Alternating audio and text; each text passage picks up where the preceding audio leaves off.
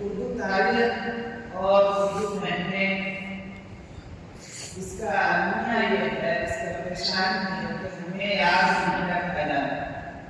ان مہینوں کو زیادہ تر لوگ یاد نہیں رکھتے، زیادہ تر عیسوی تاریخ کو لوگ یاد رکھتے ہیں اور اسلامی تاریخ کو بھلا بیٹھتے ہیں، جبکہ قرآن کریم سے یہ ثبوت ملتا ہے ان عدت الشہور عند اللہ 12 شہرا فی کتاب اللہ، کہ ہم نے 12 مہینے بنائے اور 12 مہینے بنانے کے ساتھ ساتھ ہم نے اس کا نام بھی دیا۔ قرآن کریم نے اس مہینے کو ذکر فرمایا، یعنی 12 مہینے کا ذکر قرآن میں خود فرمایا اور ہم نے یہ اسٹیٹمنٹ دیا اور ہم نے یہ پیغام دیا ہے کہ ان مہینے کو یاد رکھا جائے اس کی تاریخ کو، لیکن معاشرے کے اندر وہ ایسا رہا ہے کہ ہمیں اس کی تاریخ یاد رہتی ہے لیکن اردو تاریخ یاد نہیں رہتی۔ تو ماہ صفر المظفر کا یہ مہینہ زمانۂ جاہلیت میں صفر المظفر کا جو مہینہ آتا تھا، لوگ اسے نحوست کے نگاہوں سے دیکھتے تھے، لوگ اس مہینے سے بدفعلی لیتے تھے، جیسا کہ اس زمانے میں اگر کسی شخص کے گھر پر کوئی الو یا جیب کسی کے گھر میں آ کر کے بیٹھ جاتا تو وہ لوگ ایسا سمجھتے کہ آج سے اس کا بیڑا غرق ہو گیا، آج سے اس کا جو دین ہے، آج سے اس کا جو اس کے گھر میں جو رحمت آنے والی ہے وہ ختم ہو، چونکہ یہ پریشانیاں چالو ہو گئی۔ کیوں؟ کیونکہ اس کے گھر میں الو آ کے بیٹھ گئے۔ تو یہ امیجن کیوں کرتے تھے زمانے جاہلیت میں؟ اس وقت یہ تصور کیا جاتا تھا، جب سفر کا مہینہ آتا تھا تو لوگ ایسے ہی گمان کیا کرتے تھے۔ ایک مرتبہ ایسا ہوا کہ اللہ کے رسول صلی اللہ علیہ وسلم سفر کے آخری مہینے یا سفر کے شروع میں، دونوں طرح کی روایت ملتی، بیمار پڑ گئے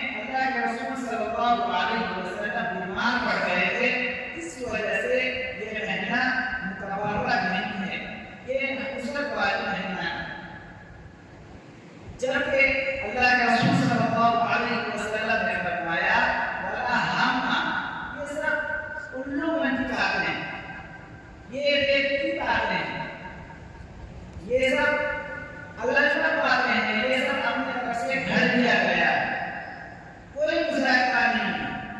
چونکہ 12 مہینے کو بنانے والے ذات کون ہیں؟ اللہ رب العزت۔ پریشانی دینے والے ذات کون ہیں؟ اللہ رب العزت ہے۔ تو پھر یہ مہینے سے ہمیں غلط شکری نہیں لینی چاہیے، غلط فعلی نہیں لینی چاہیے، جتنے بھی مہینے وہ تمام سے ہمیں نیک فعلی لینی چاہیے۔ اسی طرح زمانے جاہلیت میں ایسا ہوتا تھا کہ کوئی شخص کسی بیمار شخص کے پاس بیٹھ جاتا ہے، اس سے بدفعلی لیا جاتا تھا کہ اگر آپ اس کے پاس بیٹھ جائیں گے تو یہ بیماری آپ کو بھی لاحق ہو سکتی ہے۔ یہ اس زمانے میں بدشگونی کیا جاتا تھا، بدفعلی کی جاتی تھی۔ تو اللہ کے رسول صلی اللہ علیہ وسلم نے اس چیز کو سختی سے منع فرمایا کہ میں نے آیت کریمہ پڑھا قل افرأیتم ما تدعون من دون اللہ ان ارادنی اللہ بضر هل هن کاشفات او بضر، کہ قرآن کریم نے یہ چیلنج کیا ہے کہ کسی کے اندر یہ پاور نہیں، کسی کے اندر یہ کیپیسٹی نہیں ہے، کسی کو اللہ تعالیٰ کی اتھارٹی حاصل نہیں کیا ہے کہ وہ کسی کو نقصان پہنچائے، کسی کو وہ فائدہ پہنچائے۔ ہر ہن کاشفات الضر، اور آگے ارشاد فرمایا ان ارادنی اللہ بضر ہل ہن کاشفات الضر او ارادنی برحمہ، اور کسی کے اندر کیپیسٹی نہیں ہے کہ اللہ تعالیٰ کسی شخص پر رحمت نازل فرمانا چاہے، اس پر کرم کرنا چاہے، اس پر اپنا فضل اتارنا چاہے، تو کسی کے اندر یہ پاور نہیں ہے کہ وہ اس کو روک۔ یہ آیت کریمہ اس زمانے میں اللہ کے رسول صلی اللہ علیہ وسلم کا نازل ہوا، پھر یہ میسیجز لوگوں تک پہنچائی گئی کہ اس طرح کی بدفعلی اور بدشگونی نہیں رہنی چاہیے، چونکہ اچھائی کا ہونا، برائی کا ہونا اللہ تعالیٰ کی طرف سے ہل ہن کاشفات الضر او ارادنی برحمہ ہل ہن ممسکات الرحمہ، کہ اللہ تعالیٰ کسی بندے کو پرابلم میں ڈالنا چاہے، کسی بندے کو پریشانی میں ڈالنا چاہے، کسی بندے کو تنگی میں ڈالنا چاہے، کسی بندے کو اور دیگر طرح کے مصیبت میں اگر ابھرنا چاہے تو یہ اللہ ہی تعالیٰ کا کام ہے اور اللہ ہی تعالیٰ کی طرف سے ہوگا۔ کوئی اس پر کوئی کسی پاور نہیں ہے وہ اس کو اس میں ڈال دے۔ اچھائی کا ہونا، برائی کا ہونا، یہ سب اللہ تعالیٰ کی طرف سے ہے۔ اہل عرب زمانے جاہلیت میں جب ان کے معاشرے کے اندر، ان کے سوسائٹی کے اندر لا علمی حاصل ہو چکی تھی، ان کو من گھڑا کہانیوں کا زیادہ وشواس تھا، وہ لوگ اللہ کے رسول کی باتوں کو نہیں مانتے۔ اس زمانے میں یہ سب بدفعلی لیا جاتا ہے۔ اسی طرح حضرت عمرو بن العاص رضی اللہ تعالیٰ عنہ کے زمانے میں دریائے نیل میں ایک رسم چلا ہوا تھا، ایک کسرہ چلا ہوا آ رہا تھا کہ ہر سال دریائے نیل کو ایک مانی لڑکی اور خوبصورت ہر سال لوگ اس دریائے نیل کو دان کیا کرتے تھے، اور ان کا وہم یہ تھا کہ اگر ہم دریائے نیل کو اس طرح کے مانی لڑکی اگر نہیں دیں گے تو دریائے نیل چلنا بند ہو جائے۔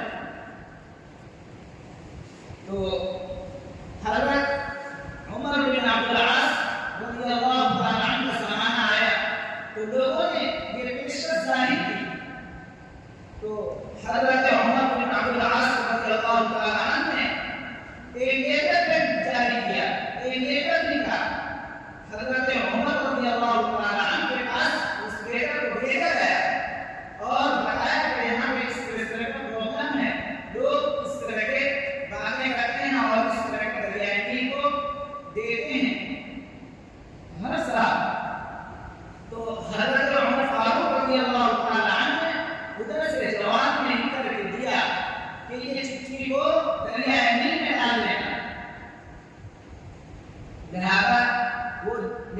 ایک کو لایا گیا اور اس لیٹر کو دریائے نیل میں ڈال دیا گیا.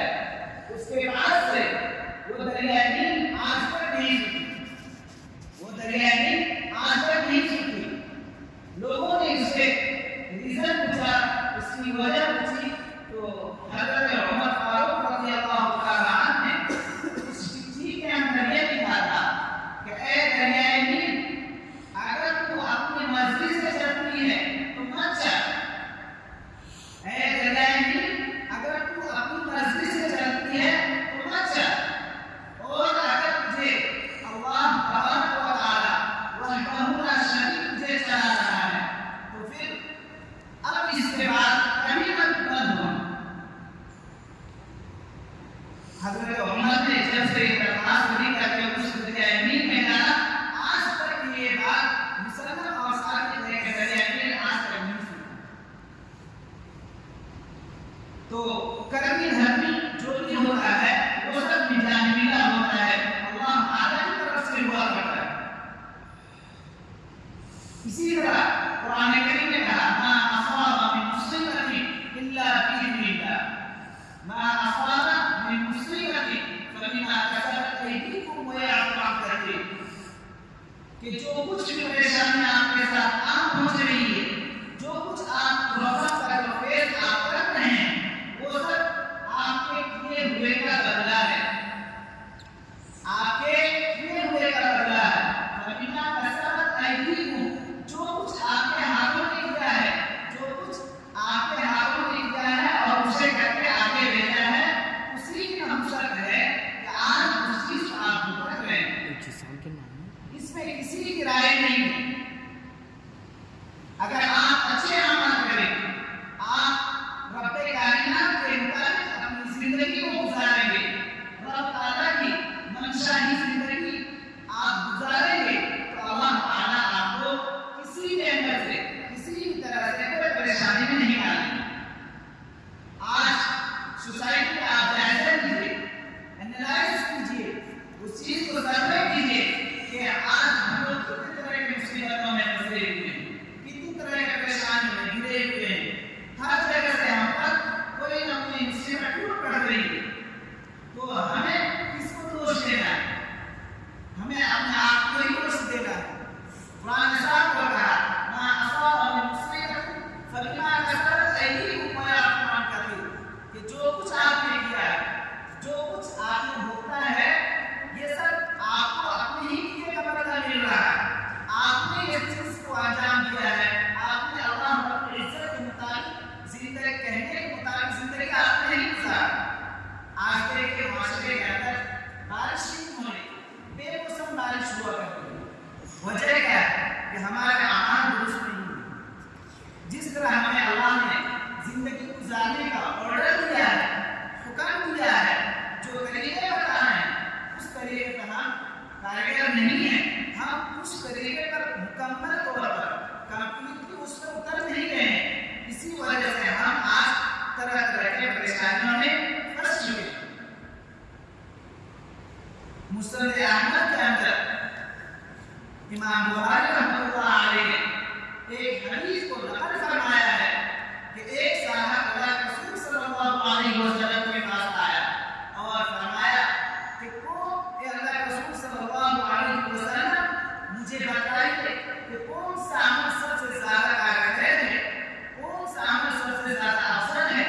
تو اللہ کے رسول صلی اللہ علیہ وسلم نے فرمایا کہ اللہ پر ایمان لانا, بلیو ان اللہ, یعنی اللہ پر ایمان لانا, اس کے بعد اس کی تصدیق کرنا, اس کو کنفرم کرنا, اس کے بعد اللہ کے راستے میں جہاد کرنا. وہ صحابی نے عرض کیا کہ اس سے بھی کوئی آسان عمل ہے جو میں کر سکوں؟ تو اللہ کے رسول صلی اللہ علیہ وسلم نے فرمایا کہ اپنے رب کے فیصلے پر واضح رہنا, اپنے رب کے فیصلے پر واضح رہنا, یہ سب سے آسان عمل ہے. پتہ یہ چلا کہ ہم پر جو بھی مصیبت آ رہی ہے, جو پریشانیاں آ رہی ہے,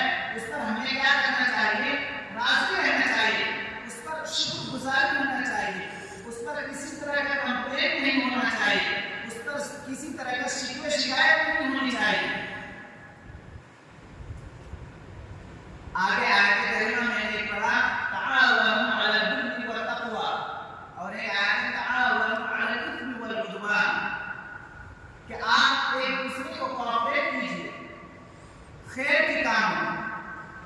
کس کاموں میں ہیلپ کیجیے؟ خیر کے کاموں میں آپ ہیلپ کیجیے. اسی طرح ایک کسی نے لکھا ہے کہ helpful life is the most beautiful life، کہ ایک دوسرے کا کوآپریٹ کرنا یہ سب سے بہترین لائف ہے، سب سے بہترین زندگی ہے. ہر جمعہ کے اندر اس مسجد کے اندر نماز ختم ہونے کے بعد ایک عمل جاری کیا جاتا ہے، ایک کام کیا جاتا ہے. اس میں بہت سے لوگ پارٹیسپیٹ نہیں کرتے ہیں. تو 5 روپیہ اور 10 روپیہ یہ کوئی بڑی رقم نہیں ہے، یہ کوئی بڑی رقم نہیں ہے. یہ قطرہ قطرہ سمندر بن جائے اور اس سے بینیفٹ کون اٹھائے گا؟ ہم ہی لوگ اٹھائیں گے. لوگ اس پر توجہ نہیں دیتے. ہم 2 طرح کا آیت کریمہ پڑھے، تعاونوا علی البر والتقوی، تعاونوا علی الاثم والعدوان. چونکہ فطرت ہے انسان کا نیچر نیگیٹو پہلو پہ حاصل کرتا ہے پازیٹیو. میں نے پہلے پازیٹیو پڑھا کہ تعاون کیجیے. آپ کسی کو 5 روپیہ دیں گے یا اپنے انجمن کے اندر 5 روپیہ کا اگر صدقہ دیں گے تو وہ امپرومنٹ کس کا ہوگا؟ وہ ہماری سوسائٹی کا ہوگا. تعاونوا علی الاثم والعدوان میں نے پڑھا، اس کا مطلب ہوتا ہے گناہوں میں تعاون کرنا، گناہوں میں کوآپریٹ کرنا. اکثر لوگ ان کی زندگی، ان کی لائف نہ جانے کس طرح سے گزرتا ہے، لیکن ہمیں یقین ہے کہ اور ہم امید کرتے ہیں کہ ان کی زندگی اچھی گزرے. لیکن وہ جب دوسری جگہ جب پیسوں کو انویسٹ کرتے ہیں اور جب وہ مسجد میں نہیں دیتے ہیں، تھوڑی سی دکھ ہوتی ہے. تو ہمارے تمام ساتھی اس چیز کا آئندے سے خیال رکھیں کہ 5 روپیہ ہر ہفتہ یا ہر جمعہ کو لا کر کے آپ مسجد میں دیجیے، اور یہ اپنے رب کے گھر میں ڈال دیں. اس میں نہ زکات کی نیت کریں گے اور نہ صدقہ کی، اس میں محض رضا الہی کی نیت کریں گے کہ اللہ نے یہ جو جتنا بھی ہم رقم آپ کے گھر پر دے رہے ہیں، آپ اس کی برکت سے ہمارے پریشانی کو ٹال دیجیے، ہمارے گھر کے اندر خوشحالی پیدا کر دیجیے. طرح طرح کی مصیبتوں میں ہم پھنسے ہوئے رہتے ہیں، اس چیز سے ہمارا حل نکال دیجیے. امید ہے کہ آپ اس چیز پر عمل کریں گے. دعا کرتے کہ اللہ تعالیٰ ہم سب کو عمل کرنے والا بنائے. وما توفیق الا باللہ. جن کی سنت باقی سنتیں پڑھنا.